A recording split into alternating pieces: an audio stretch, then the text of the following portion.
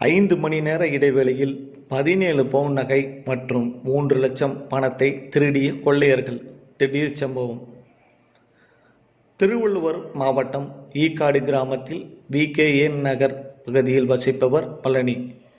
அவர் carpenter கூலி வேலை செய்து வருகிறார். இந்நிலையில் பழனியில் தனது மூத்த மகள் கடந்த மாதம் இறந்ததை அடுத்து திருவள்ளுவர் பகுதியில் உள்ள கோவிலில் தங்குவதற்காக இரவு 10:30 மணியளவில் சென்றுள்ளார்.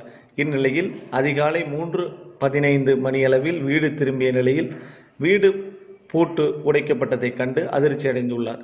இந்நிலையில் காவல்துறைக்கு தகவல் அளித்ததன் பேரில் விரைந்து வந்த காவல்துறையினர் அப்பகுதியில் விசாரணை செய்தபோது அவ்வீட்டில் 17 பவுன் தங்க நகைகள் மற்றும் குழந்தைகள் உண்டியில் சேர்த்து வைத்திருந்த பணம் உட்பட 3 லட்சம் பணத்தையும் திருடி சென்றனர் கொள்ளையர்கள்.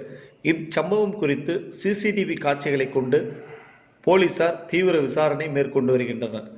திருடர்கள் இரவு சுமார் 12 மணி அளவில் அவ்வீட்டின் அருகாமையில் இருந்த தெருவிளக்கை அணைத்துவிட்டு ஒருவர் கொள்ளையடிக்க முயன்றுள்ளார். இந்நிலையில் தெருமுனையில் ஒரு ஆட்களை நிறுத்தி வைத்துவிட்டு வேவு பார்ப்பதற்காக அவர் வேவு பார்த்து கொண்டிருப்பது அந்த CCTV கேமராவில் பதிவாகியுள்ளது.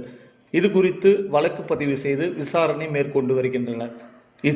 திருட்டுச் சம்பவம் அப்பகுதியில் பெரும் பரபரப்பை ஏற்படுத்தியுள்ளது என்பது குறிப்பிடத்தக்கது.